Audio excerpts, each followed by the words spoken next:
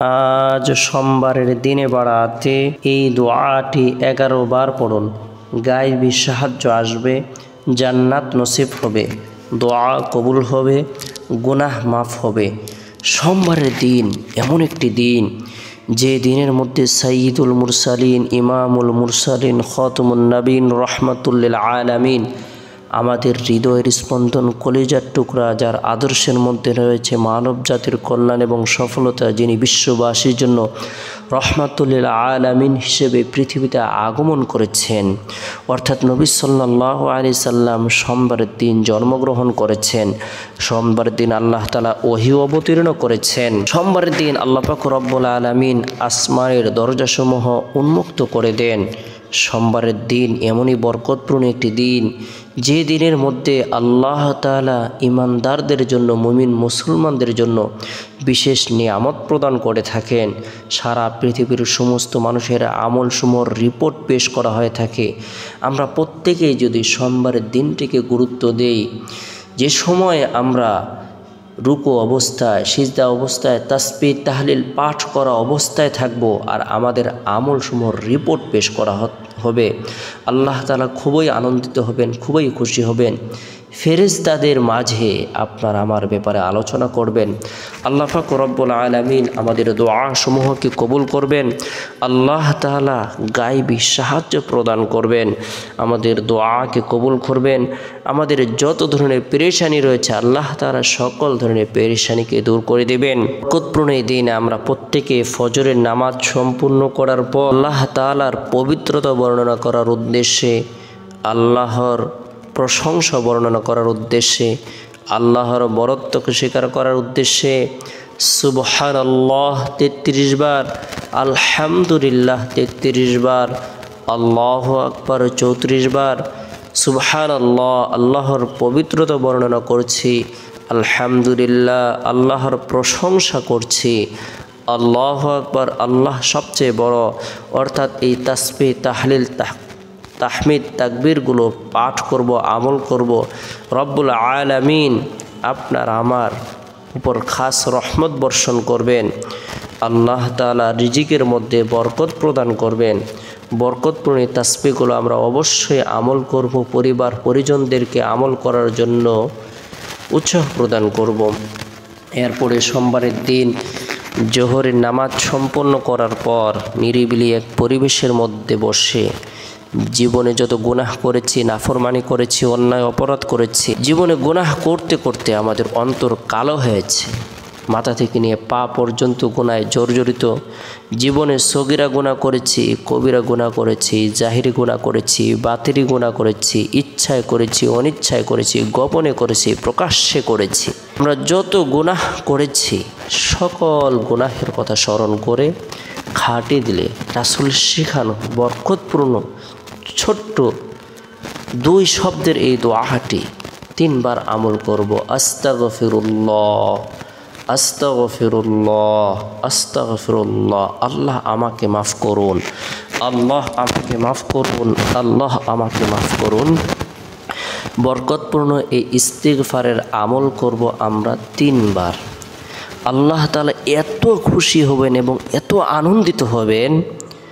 রাসূলুল্লাহ সাল্লাল্লাহু আলাইহি সাল্লাম বলেন, বান্দার যদিও গুনাহ সমুদ্রের ফেনা পরিমাণ হয় না কেন, মরুভূমির বালুকারাশি পরিমাণ হয় না কেন, পৃথিবীর সমস্ত দিন পরিমাণ হয় না কেন, পৃথিবীর সমস্ত রাত পরিমাণ হয় না কেন, বান্দা যখন আল্লাহর দরবারে মাপ চেয়েছে, ক্ষমা চেয়েছে, আল্লাহ তাআলা তার জীবনের সকল গুনাহ মুহূর্তের ভিতরে ক্ষমা করে দিবেন। সুবহানাল্লাহ।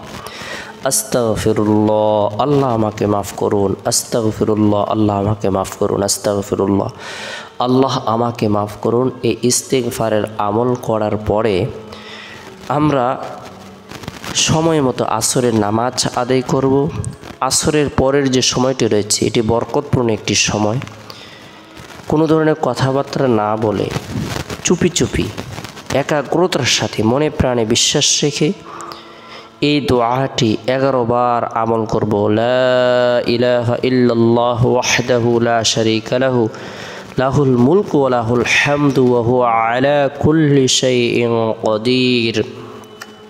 লা ইলাহা ইল্লাল্লাহু ওয়াহদাহু লা শারীকা লাহু লাহুল মুলকু ওয়া লাহুল হামদু ওয়া হুয়া আলা কুল্লি শাইইন কাদির। যে ব্যক্তি এই দোয়াটি আমল করবে আল্লাহ পাক রব্বুল আলামিন তাকে প্রচুর পরিমাণে নেকি প্রদান করবেন, তার পদমর্যাদাকে বৃদ্ধি করে দিবেন, আল্লাহ তাআলা তার গুনাহকে মাফ করে দিবেন। সুবহানাল্লাহ। অর্থাৎ আল্লাহ তাআলা যেভাবে তাকে নেকি প্রদান করবেন, তার উপর সন্তুষ্ট হয়ে আল্লাহ তাআলা তার গুনাহগুলো মুছে দিবেন এবং কি আল্লাহ পাক রব্বুল আলামিন আরও আনন্দিত হয়ে তার পদমর্যাদাকে বৃদ্ধি করে দিবেন। সুবহানাল্লাহ। গোলাম আজাদের সওয়াব প্রদান করবেন। আমরা এই দোয়াটি 11 বার আমল হাত উত্তোলন করে নিজের জন্য, পরিবার পরিজনদের জন্য, জীবিতদের জন্য, মৃতদের জন্য, বিশ্ববাসীর জন্য আকুতি মিনতি করে দোয়া করব, রোনাজারি করব, প্রার্থনা করব। আল্লাহ তাআলা দোয়ার বরকতে কঠিন ও জটিল বিপদ দূর করে দিবেন। আমাদের সকল ধরনের হাজতগুলো আল্লাহ তাআলা পূরণ করে দিবেন। বরকতপূর্ণ এই আমল করার পরে আমরা প্রত্যেকেই মাগরিবের নামাজ সম্পূর্ণ করার পরে যারা কোরআন পড়তে পারি আমরা সূরাতুল ওয়াকিয়া তেলাওয়াত করব।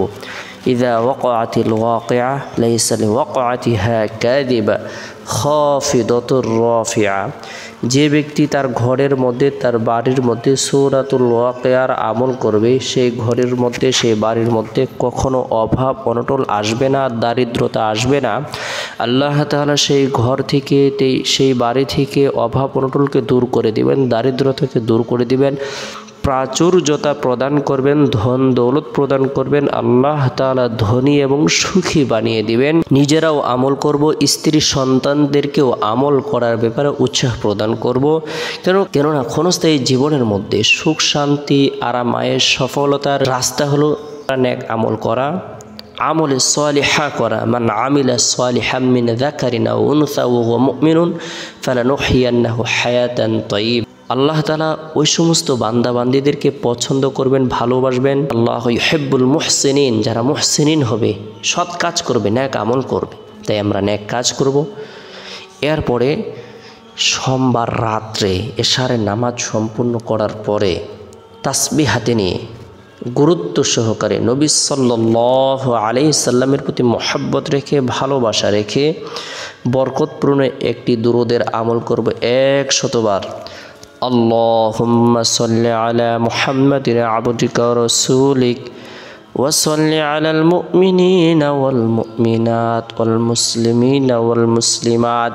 আল্লাহুম্মা সাল্লি আলা মুহাম্মাদিন আবদিকা ওয়া রাসূলিক ওয়া সাল্লি আলাল মুমিনিনা ওয়াল মুমিনাত ওয়াল মুসলিমিনা ওয়াল মুসলিমাত।